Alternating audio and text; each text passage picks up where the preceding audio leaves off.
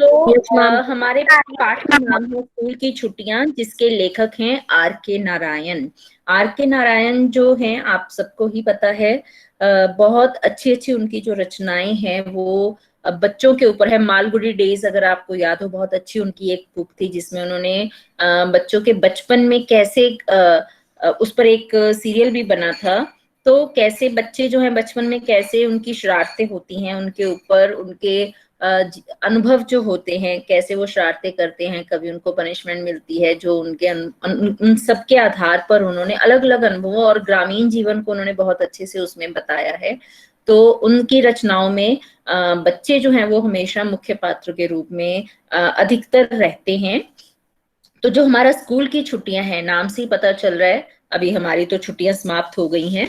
तो स्कूल की छुट्टियों में उन्होंने बताया कि जब स्कूल की छुट्टियां पड़ने वाली होती हैं इस पाठ में, तो बच्चे कितने उत्साहित होते हैं। बच्चे कैसे उन छुट्टियों को मनाने के लिए, उन छुट्टियों को छुट्टियों में क्या क्या करना है उसकी पहले ही भावी योजनाएं जो है करने की भावी योजनाएं जो हैं वो बनाना आरंभ कर देते हैं।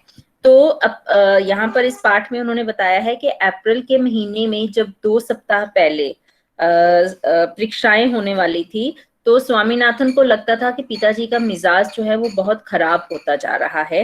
वो बात का बतंगड़ बनाने लगे थे, जैसे कि उन्होंने अपने उसको स्वामी को ये लगता है कि उसके पिता ने शायद ये सोच लिया है कि उन्होंने अपने बेटे को तंग करना ही करना है। यहाँ पर जो है वो उस जब परीक्षाएं होती हैं तो आपने ध्यान दिया होगा घर में सबको चिंता हो जाती है। आपको बल्कि इतना चिंता नहीं होती, बल्कि जो मम्मा हैं, जो पापा हैं, जब बड़ा भाई बहन अगर कोई है उसको बहुत चिंता होती है, पेपर आने वाले हैं, आप पढ़ नहीं रहे हो, जहाँ आपने कोई टाइम टेबल नहीं बनाया है, तो उसके अनुसार वो बात बात पर टोकते हैं। इन केस अगर जैसे कि आप मान लो परीक्षा सिर पर है पर आप तो टीवी देखने में लगे हुए हो, जब आप खेलने में लगे हुए हो, तो वो अवश्य टोकेंगे, पढ़ क्यों नहीं रहे हो, या आपको नहीं पता कि आपके पेपर आ रहे हैं, आपको रिवीजन की, आपको पुनरावृत्ति की आवश्यकता है, तो जाओ पढ़ो।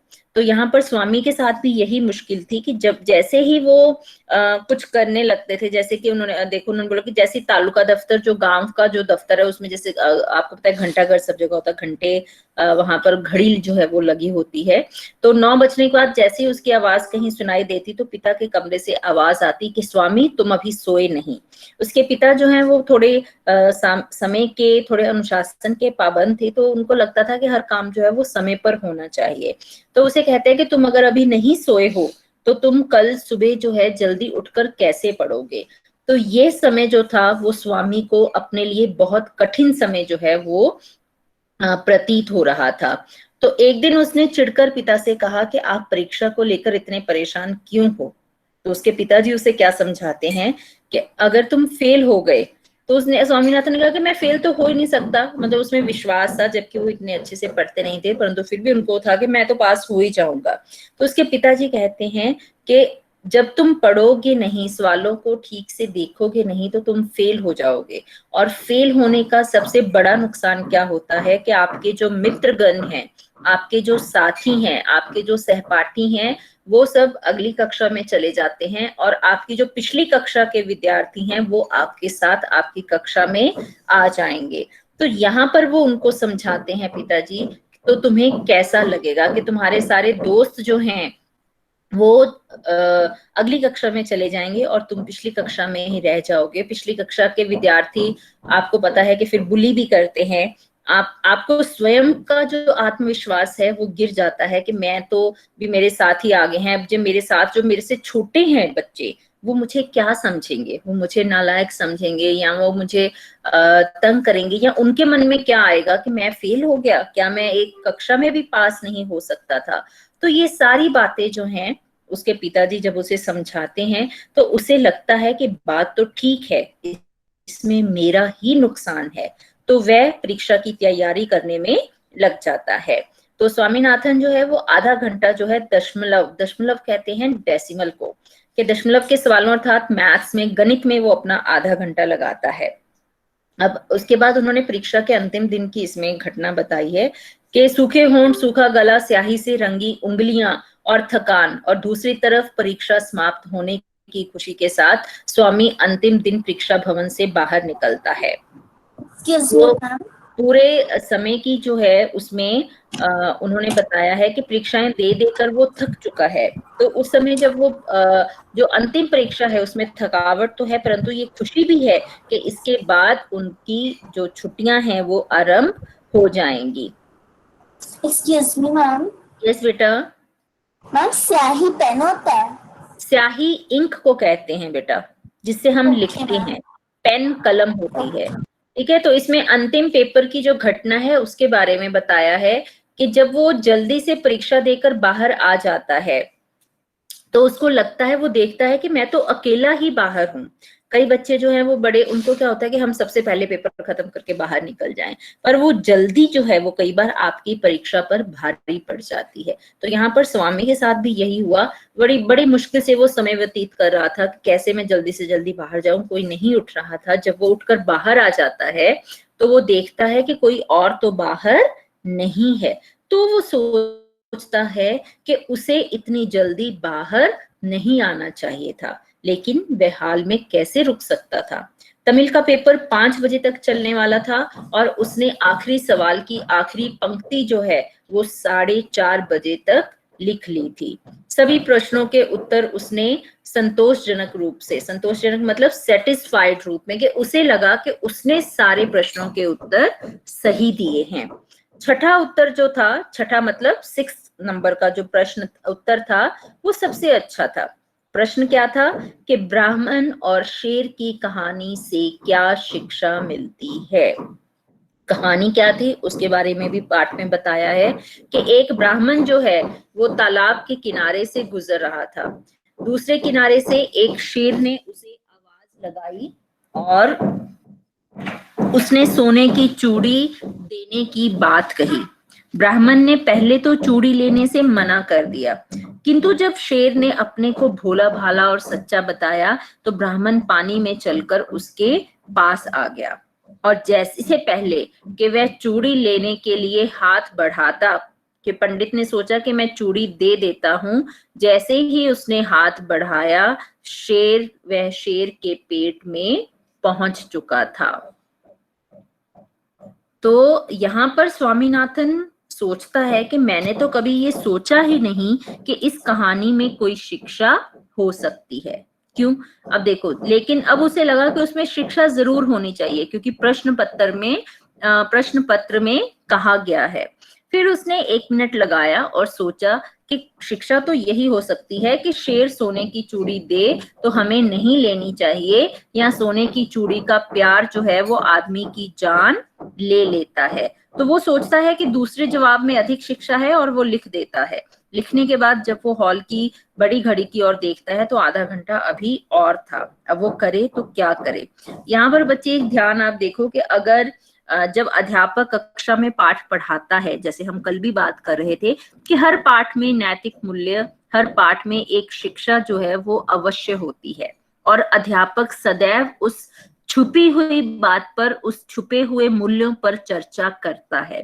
तो यहाँ पर यही बात होती है कि अगर आपने कक्षा में ध्यान से सुन लिया तो पाठ वहीं याद हो जाता है और उस पाठ की शिक्षा भी आपको याद हो जाती है।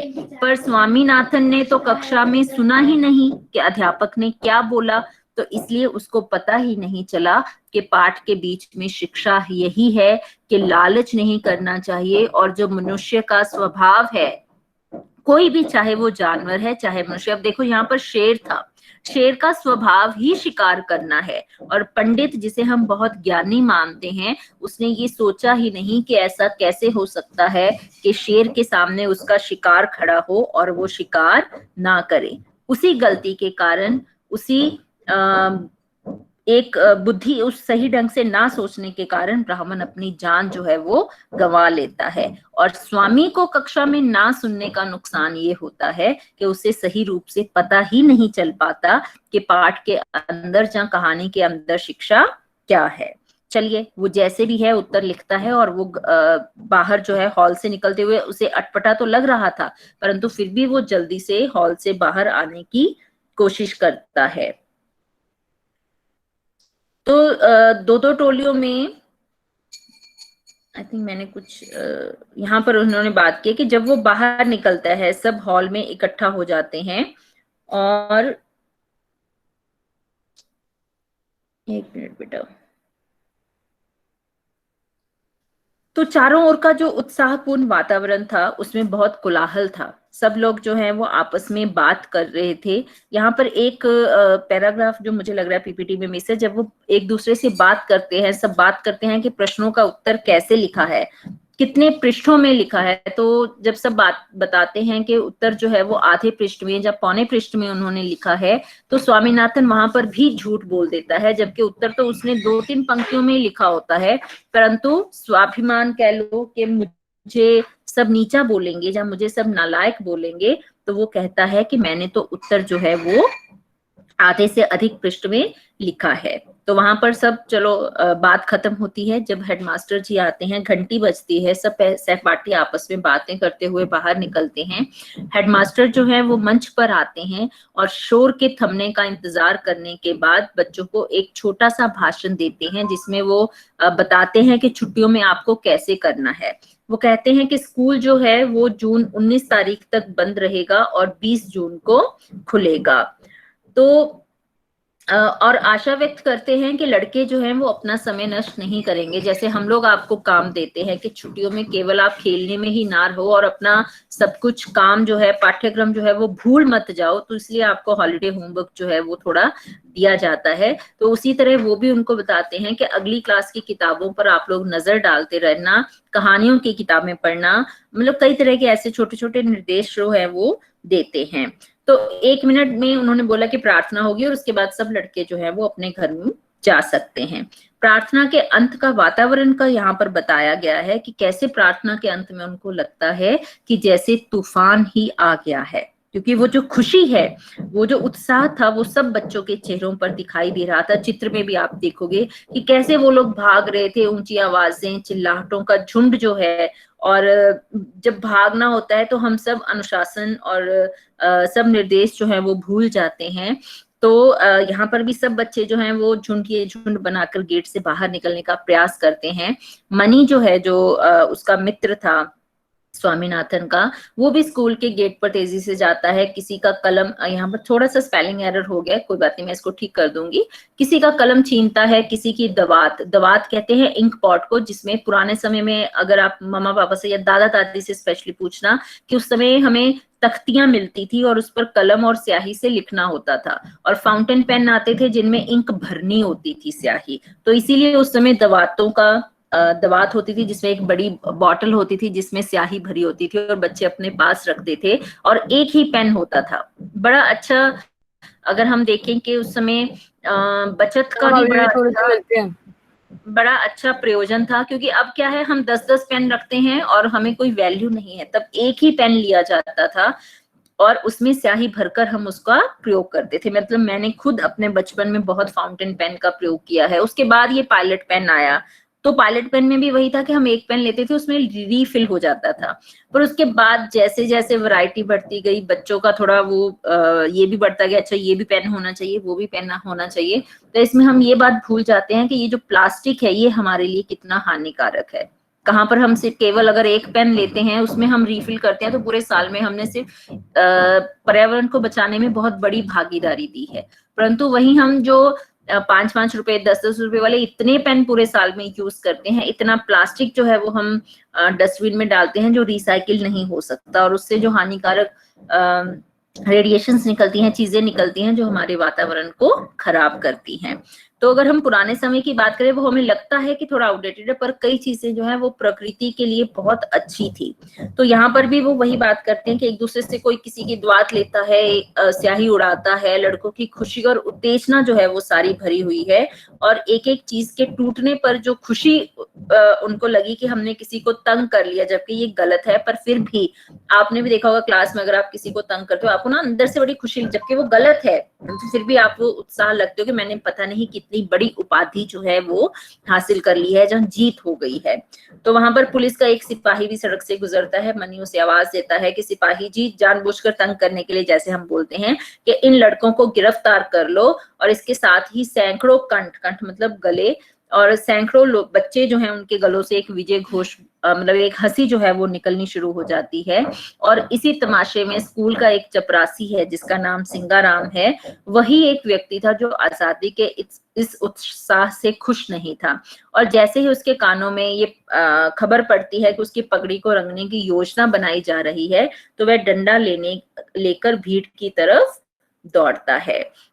तो यहाँ पर हम बात करें तो अगर सिंगाराम की बात करें तो सिंगाराम के मन में कोई भी उत्साह क्यों नहीं था, क्योंकि सब बच्चों की तो छुट्टियां हो जानी थी, पर उनको स्कूल में ही रहना था, उनको स्कूल में ही आना था। तो ये है हमारा पाठ स्कूल की छुट्टियां, जिसकी छोटी सी कहानी के रूप में मैंने ये पाठ जो है वो आपको बताया है। और इस पाठ का जो एक बार अब हम इस पाठ को जो है वो बुक से भी पढ़ेंगे और हम ध्यान रखेंगे। I hope. Excuse me yes ma'am. बेटा, कोई डाउट है? Excuse me ma'am. यस बच्चे।